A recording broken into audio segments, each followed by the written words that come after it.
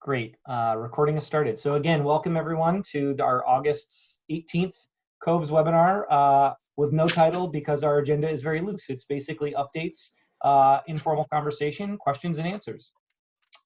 So to kick things off, I'd just like to share the news that has been shared with a couple people on this call. Last fall, we submitted another grant to IMLS to support the involvement of art museums formally in COVES. And we found out last week that it was accepted. So we now have a one-year grant that's called COVES Art with very creative naming, which will be focused on convening art museum professionals, continuing the pilot with a few sites, bringing on a few new art museums for additional sites, piloting, and then expanding our basically promotion within the art museum world to let them know that COVES Art is a thing. This is going to greatly strengthen our ability to be more representative of museums as a whole, and just see if there are differences between all these institutional types that we're starting to expand to. So it's really good news for us. We got a lot of work ahead of us. Even though the funds we receive from IMLS will be exclusively dedicated to COVES Art, it will support the entire endeavor as we work to expand participating institutions. So that's great. Let's see, where can we go from here? Right now, according to my database and conversations with all of you wonderful people, we have 11 COVES member museums who are currently collecting data through COVES, which is great because I think the last time we talked, it may have been like 1, I'm not sure, 2. So more museums are opening, more museums are using COVES. In time, hopefully by next month, we'll actually be able to pull some of those data together, share an aggregate report of sorts to kind of say what we're starting to learn about the earliest museum reopening efforts and what our visitors are saying about the experience, which is fantastic. I know I've emailed a lot of you about our reporting methods, and the short answer there, I'll let Alex jump in a second. The short answer is we're willing to do what we need to do to make sure you have your data. There's no established process in place for updating the dashboard because of the many changes that we made. So right now we're doing the best we can there and providing your data files to you as frequently as you need for your internal reporting or whatever it is that's happened. If you haven't been in touch with me but have other needs around data, please just send me an email and we'll work to make sure you have what you need. And I will say I'm experimenting with the idea of a dashboard that you all could access that would be just connected live to the survey.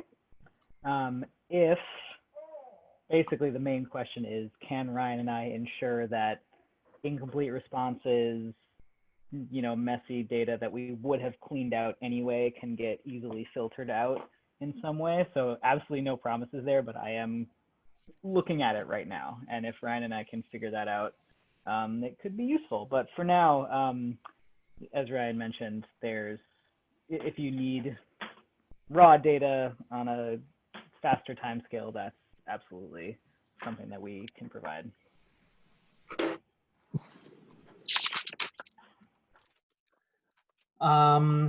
Sarah, Alex, Gabby, I know we had discussed a few more things that may have been worth updating people on. Oh, I've got a good one, the one that probably no one wants to talk about, which is membership and contracts.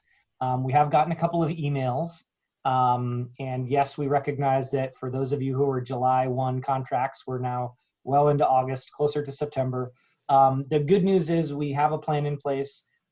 We are going to continue supporting you for as long as we can. The membership dues, the contracts and all that will follow exactly what we kind of promised a few months ago, where, for the 3 months that everyone was closed, we would just ignore that time period and either credit, your next year's membership or whatever, or discount to that end. And for those institutions that are not planning on reopening anytime soon, we'll make special accommodations with like the cheapest membership dues you've ever paid in your life to basically ensure that you can continue being part of the community of practice, have access to the aggregate dashboard, and be ready to go when you are set to reopen or think about collecting data. For everyone else, just, the constant plug that all of the membership dues we collect from all of your organizations is what keeps this moving forward. We are really well positioned to continue to grow despite the turmoil that our industry is in. But I just wanted to let you know that I'll be sending out notification for, the details of all of this in the next week or so you can have those conversations internally. And I want to acknowledge that everyone's budget situation is scary right now. We don't have an easy answer, but if there are any special situations that we need to be made aware of, just please let us know.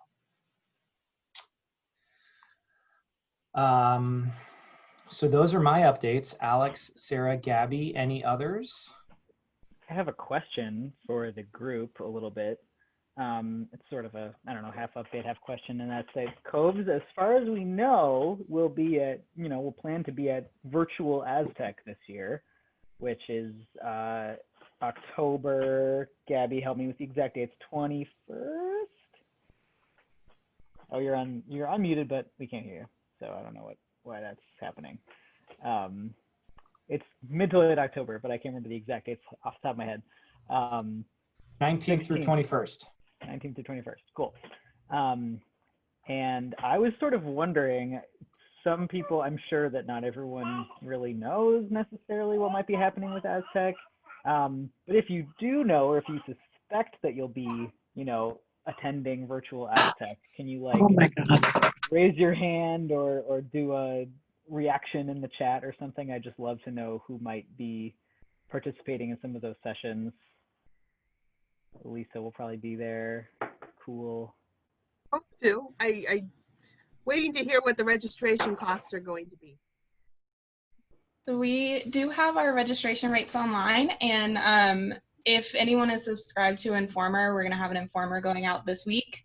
That's going to give you a whole lot more details on registration, but I'm happy to drop the link in the chat to what we have currently about registration. Last time I looked, it wasn't there yet, so I just haven't checked recently enough. Sarah, Alex, are you? What? I was good. Are you submitting a session proposal? Yeah, that's definitely on the table. I don't know if anyone else did submit a session proposal for Aztec, but what happened was that they kind of withdrew all of them, and they're doing a new rapid call for proposals. So I know I've talked to Carla a little bit about this because you were on the original session that we had proposed. But originally we had put in something thinking about, again, it had a fun title for it, but it was like DEAI focused. So it was about using data in your diversity, equity, access and inclusion initiatives. And I think that still is definitely going to be part of the session, since that is obviously was and continues to be very topical and very much of interest. But in some team discussions, we've thought about maybe broadening that session a little bit and sort of maybe more broadly, like how can visitor data respond to the current moment we're in?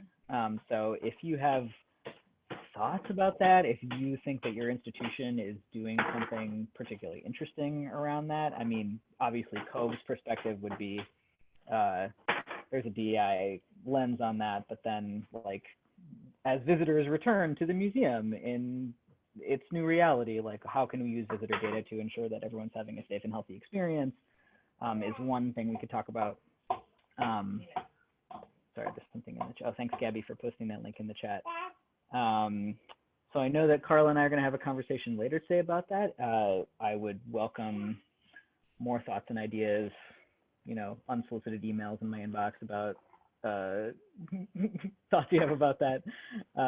You're soliciting them. I am soliciting them. That's true. Yeah, that's right. I'm soliciting them right now, so they're not unsolicited.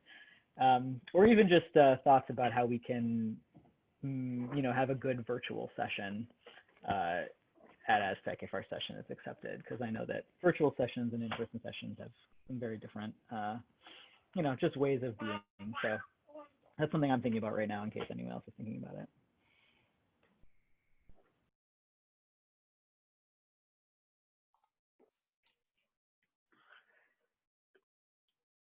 I thought of another great. Oh, go ahead, you go. No, I have another great update announcement to share, which is if you and your organization haven't already, Aztec has been coordinating a series of weekly surveys which help track attendance facilities and programs for both reopened and currently closed museums. This allows you to kind of position your current attendance against historical attendance, as well as look at other museums who have reopened in terms of their attendance rates week to week, which is great because we've started sharing those data informally on calls like this, and we have kind of a ballpark.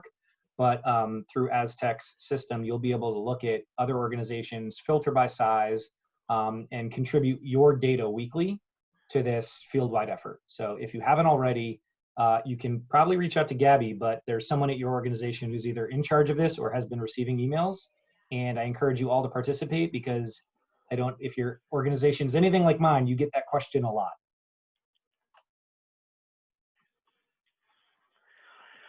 And then last announcement from the COVES side, hopefully everyone is connected to our community of practice through Aztec and receives all of our emails through there. But would love for you to share this link with others in your institutions or consider it yourself to join the Leadership Advisory Council. So COVES is an initiative housed and hosted by the Museum of Science. And we have an advisory council who participates in, sort of heavy thinking, planning, and then nitty-gritty, sort of committee work on questions and measures, on instrument design, on translation, evaluation capacity building, membership, and we'd love to have more members. So nitty-gritty committee, we will work on that one too. But yeah, just want to make sure folks saw that.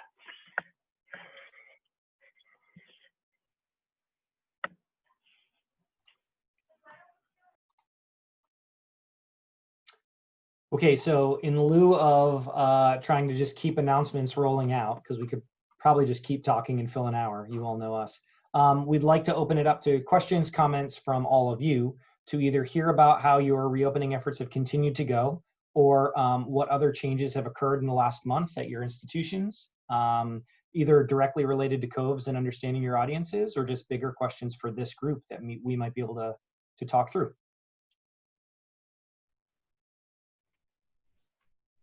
Yeah, I have a question. I'm Cecilia Clark, and I'm from Children's Discovery Museum, and I'm going to be taking on a bigger role of COVES in the future, probably.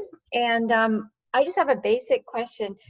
How are other museums that are opening up that are using COVES again, how are you doing it during the pandemic, during this time? What's the process? Great question. I won't speak for everybody, but as a system, we've enabled a couple of different data collection methods. You can actually go back and watch one of our other webinars where we explain it in more detail, but Cecilia, we are facilitating the in-person data collection, so you can randomly sample visitors on the floor at exit. We suggest that you don't pass an iPad or tablet back and forth, but that you kind of either put it down and let them access it, or maybe put it in a stand if that's the method you're going to choose. Several sites have also been emailing the survey out to all, I guess, known visitors, and by that, the process we've been using is any ticket that is scanned and the email associated with the ticket that was purchased.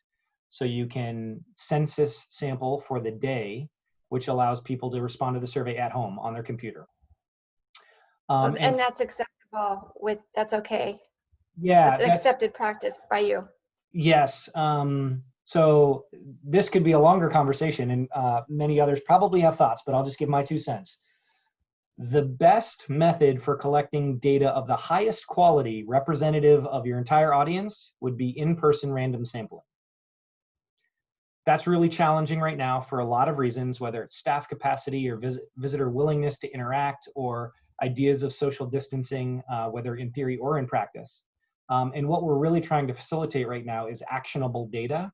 So any data is better than no data. And if we can really get at questions of health and safety and the overall experience, even if it's not totally representative, even if it's skewed a little bit in terms of your responding sample, that can be really useful information during the pandemic while our institutions are considering reopening, reclosing, and dealing with local guidelines or constantly wavering federal recommendations. So again, getting feedback from your visitors is critical right now. And so you can either email it out, or do it in person. For all methods, we've also enabled a QR code so that you don't actually have to do any kind of physical transfer. Visitors can use their own device, phone, tablet, whatever they have on them, so that there doesn't have to be touching of your stuff. It can be their stuff. There are several people on this call who are utilizing, I think, a combination of those methods. Just by way of conversational data, we've found that visitors who have the choice, 50-50, roughly, either 50% choose the iPad that's provided to them, 50% choose to use the QR code if it's on-site random sampling. Of those, the QR code has an additional attrition rate. People who scan the survey start it but don't finish it, and therefore it's not a completed response. So a little bit of a trade-off there. Great, thank you. Yep. There's some people in the chat asking about response rates for the email surveys. Ryan, ours is somewhere, Leanne shared between 10 and 20%, depending on the day. I'm not sure what it is overall, but do you happen to know what that is overall, Ryan? I don't know. I don't. I haven't calculated it directly, but you know, by way of saying, if I overspoke, I thought you had said that on another call, so it was I like, did. That's right I mean, answer. yeah, it's a ballpark. We send out anywhere from 150 to 200 emails a day, and we get somewhere between 10 and 30 responses. So 10 to 20% is kind of right in our wheelhouse on a per day response rate, which means we have a ton of data right now. So that's been really helpful. And to directly address the question that Marjorie posed, if you've opened, how have you been using the data to inform the experience? So I know there's some others on this call, and I don't want to dominate the conversation. We recently shared some preliminary data, including demographics and feelings of health and safety, with our senior management team. What's been really helpful has been just scanning the open-ended comments. Because we're using the email method now, we get people who are writing paragraphs for explanations of their Net Promoter Score or their overall experience rating, defenses for the health and safety ratings they provided, and even the open-ended comments, the final question on the survey. We're getting a lot of valuable qualitative feedback, some of which we've coded for, just kind of like positive, negative, but overall not really. We're just giving it to other people to read through. It's fascinating. So for all of you who have started collecting data, annoy me so you can get your data files, and you don't need it to be on the dashboard to make use of those open-ended comments. You can really put those to use pretty quickly. Quick, I'm not sure if this is prevalent at other sites. People really hate the smell of our hand sanitizer. It's everywhere and it smells horrible. Who knew? Others who have collected data, please jump in how you're using it. Or maybe you haven't, because not too many people have had access to their data yet. So I'll jump in. I mean, we've been collecting COVES data since the beginning of this month. I have to bug you to get that from you. But actually prior to starting to use COVES, so we opened toward the end of June. And so for the first 3 weeks of our opening, so I put together our own exit survey, sort of a very, very slimmed down version of what's on COVES, and ran that as an in-person exit for about 3 weeks, and then ran it as an email survey to those who made reservations. I will second what Ryan said earlier. The differences between those two samples did show some more of a skewing in the people who responded to the email, more locals, more members, more verbose responses because they're doing it on your own device at home rather than on the exit. If you're really curious, I can show you pictures of our setup. It's right, we have a separate exit, which makes it a whole lot easier for doing data collection than it would be under normal circumstances. And initially my refusal rates were a lot lower than they usually are. That's crept back up as people have gotten more used to stuff and things are more normal. It's people, I was surprised how many people are perfectly willing to use our iPad. I clean it off after each person, and people see me doing that, and I tell them if they don't see me doing that. I've actually had fewer people selecting the QR option recently than I did last month. Don't know what that means, but it's it's actually gone quite well, much to my surprise, in terms of collecting data. So, I mean, I'm happy if people have specific questions about what we're doing, I'm happy to talk about it. But yeah, it's, I shared out, I was able to share out the data that we collected through our own survey in June and July. And I was sharing that out actually kind of weekly. And people were really digging into that and looking at the comments, and I think trying to make some adjustments here and there. But yeah, once I get the COVES data, I'm trying to get it more on like a monthly basis for sharing out. Just, I think it's going to be more manageable. That's what we're doing.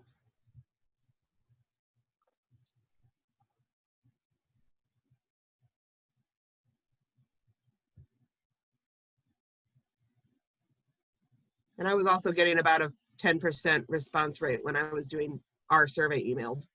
I haven't done COVES as an email though at this point, just our own. I know that our leadership and people were trying to use the data to like make quick changes to any of our new protocols if anything was needed.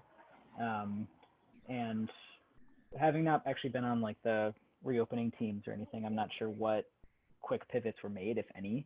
But I will say some of the, looking at the COVES data and some of the more negative comments that I've seen from people, just like very recently, while I was experimenting with the dashboard, some of the comments I see are things that I'm not sure we would necessarily do in terms of changing our protocols, like stationing a staff member in every single gallery to clean.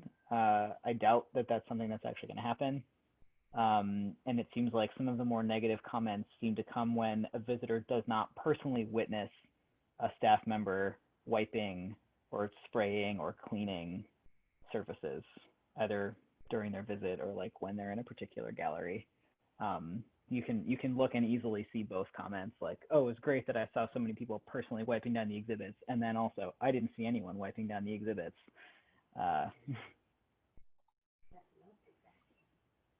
And some around, I saw visitors who weren't wearing their masks correctly.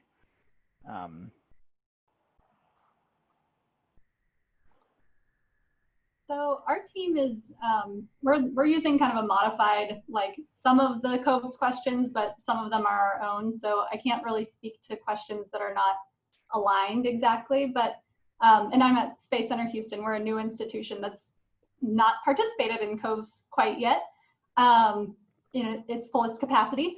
But what we're looking at that I'm finding really interesting is just using our OER to track kind of the weekly difference in how that's kind of changing over time. And if it's changing, if we're doing any kind of quick changes, our open-ended questions have really showed that people are like lost and confused.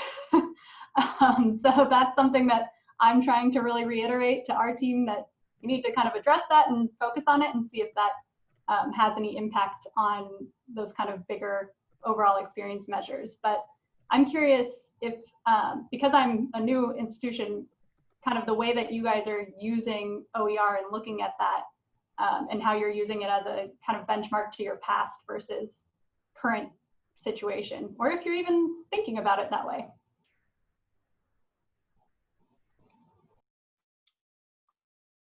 That is a great question. I won't speak for everyone, but at the Museum of Science, because we've only been collecting for a couple of weeks, we haven't actually gotten into the comparative data point yet.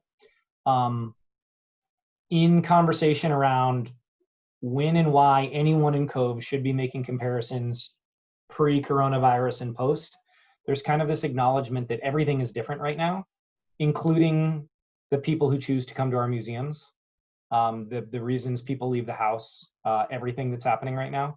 And so there's a little bit of reluctance to just say, okay, let's look at OER now and let's look at OER then and what's happening.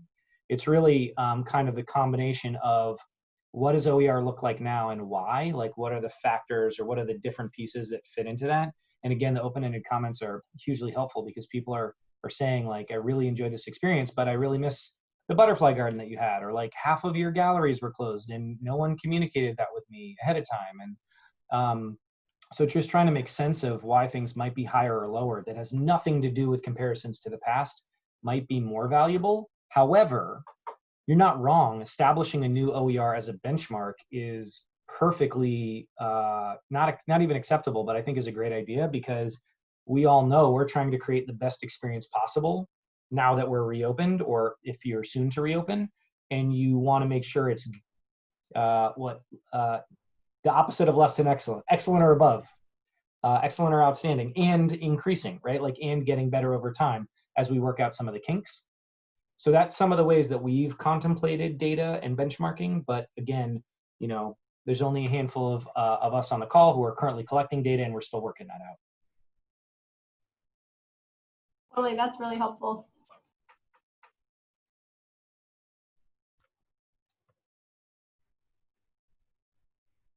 My main challenge right now is just how am I going to collect data at all? I'm at the Natural History Museum in Los Angeles. We are not yet open, and when we do, it will be just Friday, Saturday, Sunday. And it will just be our outdoor space, and we'll start with previews for members. We don't have an automated system for email like some of you. If I have the power to do it, I said I would go in there on the weekends and do it. But most likely all those weekend emails would have to go out on Monday. And then I'm hoping to get, you know, the nice sign with the QR code and the link. I'm not even sure like where our exit is going to be, but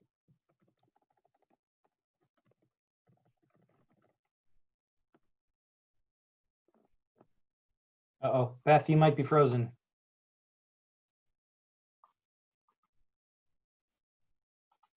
Seems like that's the right position for her to be frozen in, given her situation. I was just going to share Beth's original question in the chat was, has anyone relied solely on the sign with the QR, which is like kind of the unstaffed, unfacilitated sort of last ditch if you can't make anything else work kind of thing. And I did a quick check of our data set just to see what is in there. And I only see 2 surveys, one from 2 different institutions. And it sounds like the Mayborn Museum, Kaylin posted in the chat that they're gonna start trying that on a temporary basis soon. We put it out this weekend, but I haven't looked to see if anything's actually come back at all yet. I don't see any from the Mayborn in the data set, and maybe 1 from the Orlando Science Center and 1 from the Franklin. So I think they've put it out. I'm not actually even sure if that's real or if it was a mistake, but I think that at least Orlando Science Center did. But if that's indeed true, it looks like very, very low utilizing of the QR code so far. Yeah. Although I don't know how long they've been available for all those sites, so it could be that they also just put it out.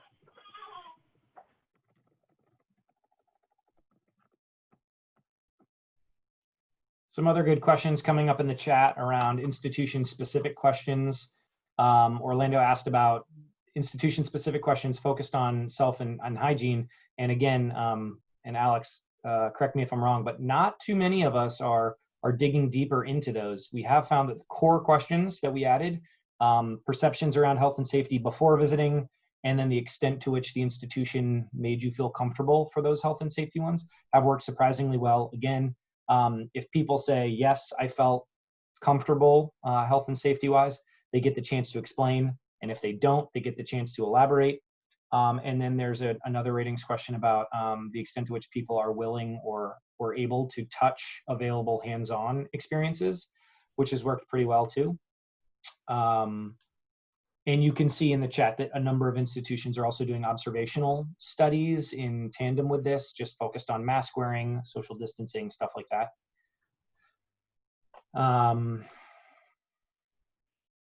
Yeah, I mean, I know that at the Museum of Science, we put a bunch of institution-specific health and safety COVID-related questions, although I think we need to pare them back a fair bit soon, which was, I think, the part of the intention that we might not need to ask all of them for months and months at a time.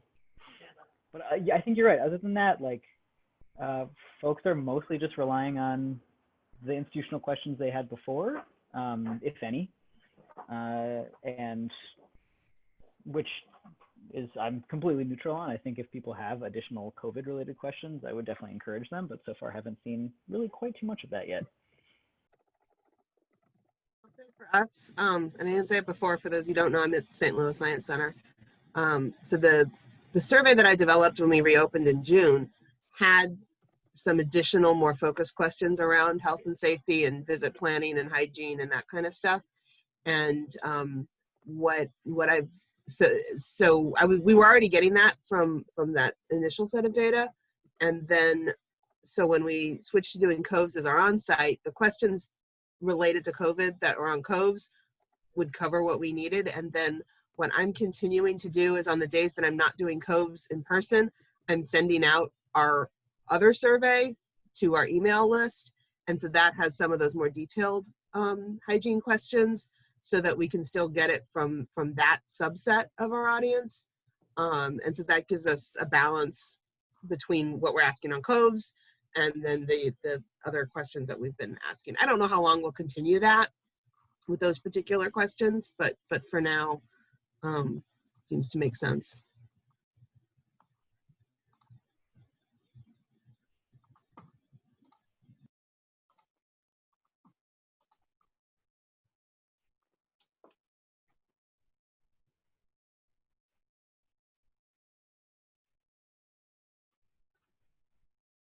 Okay, well, I'm hoping Ryan, I more have a questions question. arise. Yes, I have a Marjorie. question.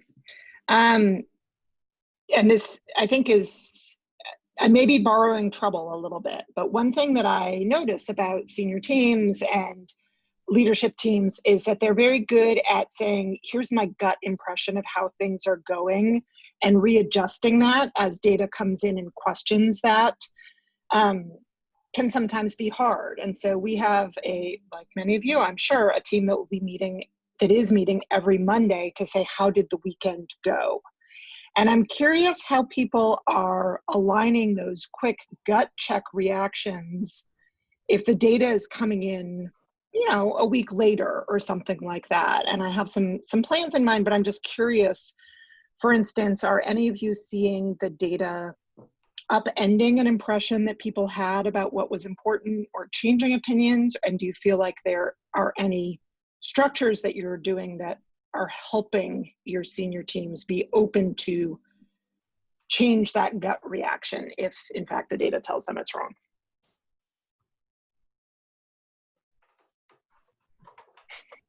I'm glad Leanne thinks it's good, because sometimes I think I worry too much.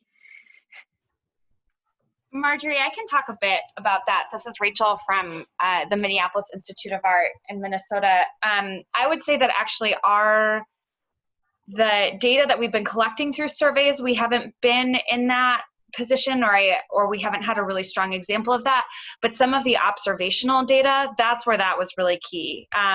Because of course we made a lot of assumptions about how to set up our space, or what would work best for staff, things like that. And I feel like having a formalized process for observing that and sharing that feedback helped advocate, particularly for our staff, around some safety pieces, around some protocols and practices in terms of visitation. So I can't think of an example that's actually specific to visitors where we were like, whoa, that's not what we expected at all. How do we reframe that? Or how do we sort of open that up for discussion? But it was, I think, a pretty key piece of the observational and then other sort of conversational feedback that came in those opening weeks in terms of staff was an example of, here's something that we assumed would work, or here's something we assumed would feel good and actually really doesn't. How do we frame that together, if that's helpful at all? I would second that, Rachel. And maybe Alex or Ryan could speak more to the COVE side of things. I was working pretty closely with our observational data, and also like systematically trying to kind of go through all the galleries. And we had not just R&E, but other members of the exhibits team also doing these observations. And I know one thing that did change is we noticed that most people were wearing masks. What we noticed most often is the way that people were wearing masks were incorrect. And one change that they made after about 2 weeks was putting up some additional signage that really explained, like, if your mask is not covering your nose and your chin, then it's not doing its job. That was like one like small piece that I feel like the observation sort of spoke to, and they made a change related to it.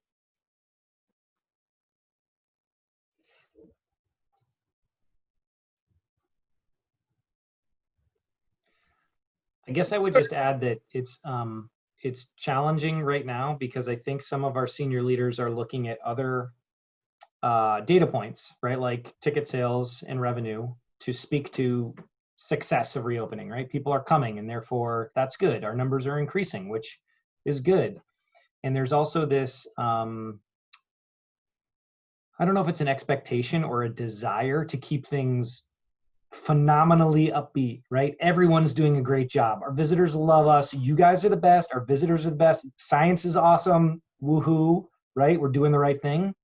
And it's a challenge to balance that with some of the more harsh realities of, okay, are we actually doing the right thing? And what do our visitor data tell us in support of this mission-driven reopening effort? This is so out of character for me to have done this multiple times on the call, but I really think the open-ended data are giving us a ton of insight into the things that work well and the things that don't. Because even though we don't have percentages or coding established around them, the positive sentiments and then the negative ones too really give a sense of like what we are doing well beyond the questions on the core COVES questionnaire, in the things that people are finding flaws in, regardless of their ratings or their overall experience. You know, things as silly as the smell of the hand sanitizer, or other visitors paying attention to arrows on the floor, you know, a comment I'm reading now, and little things like that that we can actually take and just go out and watch, or make small changes, as Leanne already mentioned, that don't have to be fundamentally operationally driven. Are you guys also getting feedback or finding a good way to collect feedback from your floor staff? Yeah, I was actually going to really speak to that because, I mean, I'll second what Ryan said about the comments, because like one of the comments that came up early on before we were doing COVES had to do with number of hand sanitizer stations. We saw that in the visitor comments. They started putting up more hand sanitizer stations.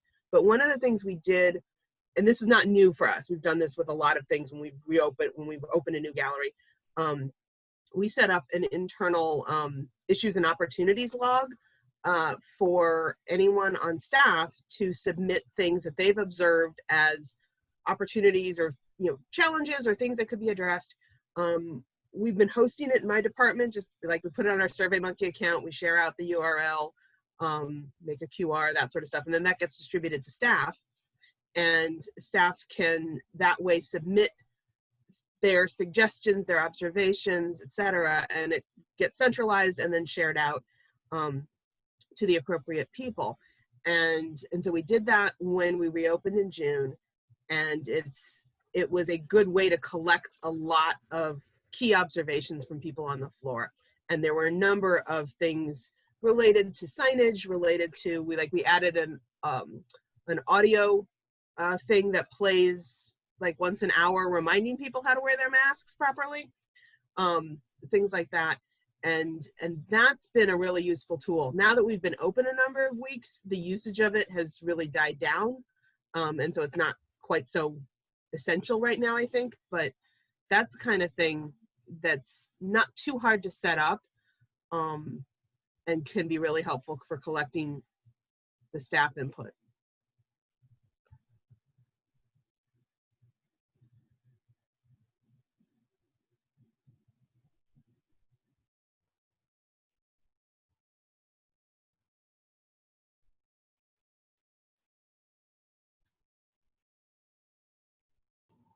So our team has been doing something like I really like Elisa's idea, because that was what I really wanted us to do, was something similar to that. But our team is still getting used to the idea that not everything has to be a survey. So we are doing, we did a pre-reopening survey, and now we're doing after we've been open for a few weeks survey for our staff. And it's going out to everyone, but so there's a little bit of like struggle in terms of we're really hoping to get that feedback from people who are actually on the floor as opposed to the people who are kind of working from home. And we've heard time and time again that they don't check their emails as often as staff that are kind of more desk focused. So we're toying with a couple of different like reminder approaches where direct supervisors are doing things like posting like actual like URLs and QR codes on the walls and making announcements during their morning meetings, sending text messages directly to people that they're kind of scheduling or supervising, using Teams to post the link to the survey. And it's been really helpful to get that kind of full range of approaches to help boost that specific kind of group that we're trying to reach, even though I don't really think that the survey is like a great approach to get that kind of feedback every time, but it's helping us kind of see how staff's attitudes towards being open and how safe they feel on the floor is tracking against how the guest experience looks. So that's been helpful. If you have your own Qualtrics account, they have these kind of built-in templates for like employee pulse or something, and so I've used 2 of their templates, modified a lot. We did a staff survey May, and we just did another one end of July. Using some questions, they have a reopening one, they had a work from home, we're mostly still work from home. I'm a little concerned about survey fatigue, but we actually had 100% of our guest relations staff filled out this second survey. Granted, there's only 26, but they all wanted to say. So I'm not really sure how their supervisor is capturing it, but in general, people seem to want it to share. Problem is, all the exec staff now want to like do follow-up surveys with their own staff. But yeah, the text message is an interesting one that I've heard of too. These like pulse. Yeah. Here at the Museum, we added a down and dirty anonymous Google Doc, and so as we reopened, about 30 people were involved in the reopening team of about 100 employees, and so the Google Doc is something that's sort of remained even though we're open now. So issues can be placed on the Google Doc, and then those are addressed by the executive team. So it's pretty fast and people can add questions. And then that was also our system for working across departments. So all of our reopening documentation was put into open folders that everybody could access.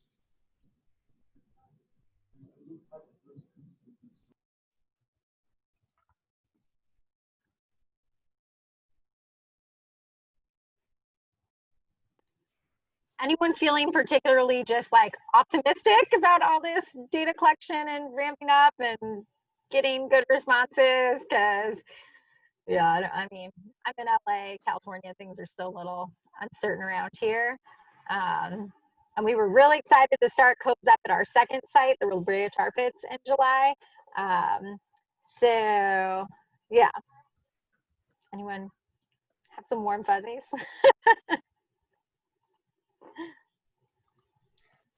I've been really happy with our data collection process so far. I mean, even though Marjorie posed, what did she say? Opening trouble. Being able to challenge some of our senior leaders with data has been a good opportunity, even if it hasn't revolutionized any of our practices. But again, just the willingness of people to talk to us and give us feedback in this early phase has been really heartening.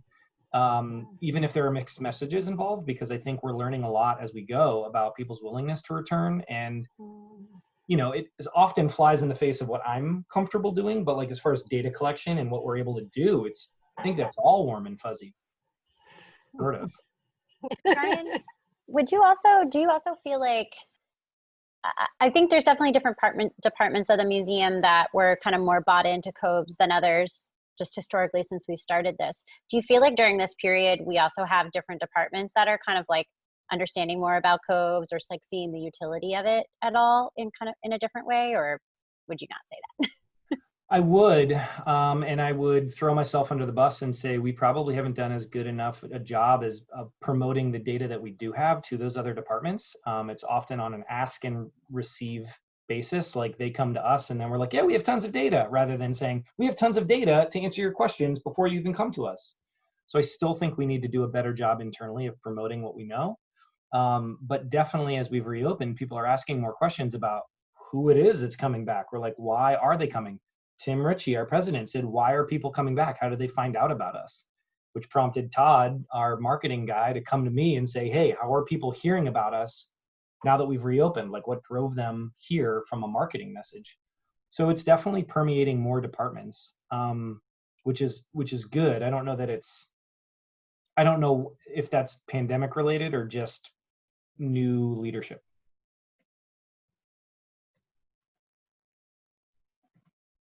But Beth, I'm going to go ahead and say warm fuzzies all around. Like, obviously, data is good. Data are good. I mean, I was, prior to our opening, I was very nervous about being out there collecting data, not knowing how our guests would respond to it. And I was pleasantly surprised by how well it went.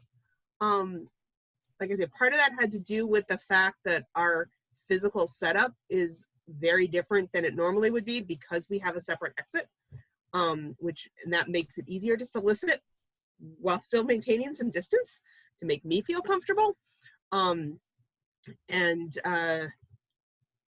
yeah, I mean, I think part of it is the people who are going to come out to museums when they reopen, or once they are, now that many are, they're already comfortable to a degree. They've accepted a degree of, I'm going to go to a place that's indoors, that's touchy stuff, whatever. So I think that's partly why there's a willingness to participate in surveys. It's not like huge different rates of, rejections or something like that, because they've already committed to doing this anyway. So, like I said, they were pretty comfortable doing the survey, and as long as I felt I had sufficient space, because I'm the one doing all the data collection right now, if I could set up enough physical space, which I've been able to do, I feel reasonably comfortable doing it. So from that sense, I don't know if that qualifies as a warm fuzzy, Beth, but it's been a more normal experience collecting data than I originally feared, if that helps. I would agree with that. That's an interesting point that in your comments, where the people who are already conditioned to come and are comfortable with coming are probably going to be much more favorable in their responses. I wondered if anybody's surveyed people to try to get at those that aren't coming and why they're not coming and what it would take to get them to come. The people who are already in your database, though, the people that are either they're members or visitors that have come in the past. I'm not talking about converting people to come to the museum who haven't already been there previously. Haven't done that yet. We did a survey like a lot of us did, while we were still closed, about when people would come back, which mimicked what we were seeing in the national data. I mean, I will say, just even in having casual conversations with folks as they're doing the survey, I've been surprised how many repeat visitors we're having since we reopened, who are saying, oh no, I can't do that. I did the survey last week. Or, yeah, we just came last week and I had to bring my grandkids back to see the movie. But, it's like, okay, great. So, but yeah, we haven't reached out to people who aren't coming back yet. That's a good question. I know we have a different survey structure going on, but I was kind of thinking about that as I was designing it. And so what we have is a question that kind of addresses a bunch of different locations that you might be willing to spend time, just to gauge, like, are these people who are just like totally comfortable everywhere? And actually what we're seeing is that people are more comfortable at Space Center Houston than they are with their own friends and family, with their own, like, going to the grocery store, more comfortable than anywhere else, honestly, on the list. And it might be a little bit of just like people trying to be nice to us, but I'm gonna take that and just go with it. That's a warm, fuzzy, and informative. And I was going to say, we conducted member focus groups before we reopened. So again, Cecilia, it's a little bit outdated, but we talked to people in our database, people who live relatively close and are affiliated with the museum, and asked them about their willingness to return, what it would take, what they expected from the museum. And we had some members who agreed to participate in a focus group flat out tell us they weren't going to come for 6 to 12 months or longer. Some of them would wait for a vaccine. Basically saying they trusted the science that they were hearing, and if they're not leaving the house to socialize with friends, why would they leave the house to go to a museum or do something like that? So I think a lot of those external factors do come across in different ways. Elise's point is right. The people who are coming right now kind of have this low threshold, and so the survey responses might reflect that. Like, we're doing a great job with health and safety for the people who, don't care. That's not entirely true, because we're asking them about that too. But yeah. It's a mix. Sorry. Yeah, no, I'm just admitting that it's a mixed bag, and a lot of the external research that's happening from other studies is kind of true. It's really hard to wrap your head around as far as a marketing message or what we have control over as far as the experience we can offer. It's just a really hard time right now for so many things. Yeah, we participated in a survey by Maury Consulting. I think it was partly funded by the Getty Museum. But that was back in April, and I feel like so much changes on a daily basis with new science and with the media narrative and what your peers are doing and how they're behaving, that I just feel like April is, you can't predict behavior now of what people said in April.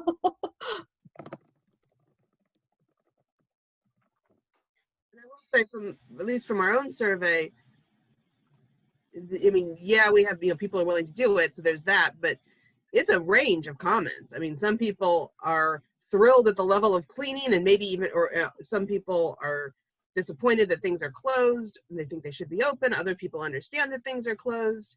Some people think we should be cleaning more. Other people think, why are you doing all these rules? I'm not coming back until I won't be pestered about my mask. So there's still the full range of comments about the experience. They're just willing to do the survey.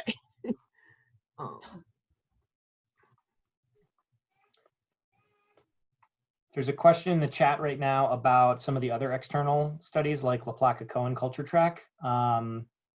Rachel Wolf, if you're there. Yeah. I feel like you have made use of that internally. Yeah, so we, I was gonna pop in and about the conversation of who's not coming back. We feel like we have a pretty good sense from that survey that those people are, like you said, Ryan, waiting for a vaccine, in an especially vulnerable group and are not going anywhere, et cetera. So we, I think we have a sense from our visitor comments plus things like that, that we're doing what we can do, and that there's all these other situations around us we can't control. But more generally about LaPlaca-Cohen, we have been using that internally sort of with some, in a suite of other data. In a neighborhood study that we've done, we participate in Susie Wilkening's museum goers study, so we're looking at it alongside that data.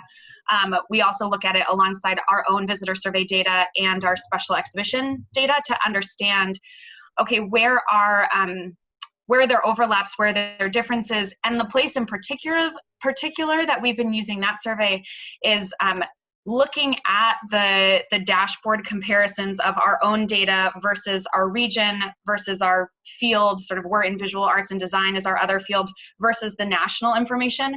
And there are some places where our audiences are really responding differently than those other more general segments are. So we've been pulling out those instances and saying, our MIA audiences, like 70% of them identified that this is a place that they're looking for places to express themselves creatively. If you look across those other segments, it's about 30%. Those numbers won't be exactly right, but we're looking at where does our audience look really different from the other people or organizations or broader segments that participated in Culture Trek, and how can we either lean into that or not? You know, another one was have fun. Like our audiences, I think like 12% of our audiences said that was really important to them for MIA right now, and that's way lower than the national numbers and then the regional numbers. So we're thinking about sort of those, like, where are we different from other places?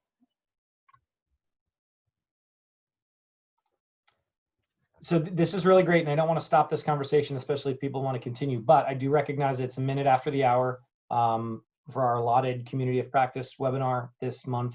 If people need to hop off, that's totally fine. We recognize that. Thank you all for attending, but otherwise we can keep talking about external data sources and how people are using them. Thank you. Thank you so much, everyone. Thanks. Okay, sounds like other meetings and obligations are taking precedence. So thank you all. Yeah. It was a pleasure seeing you. This will be posted to the YouTube site so you can recommend it to your colleagues. But thanks for all your questions and your participation as always. Talk to you soon.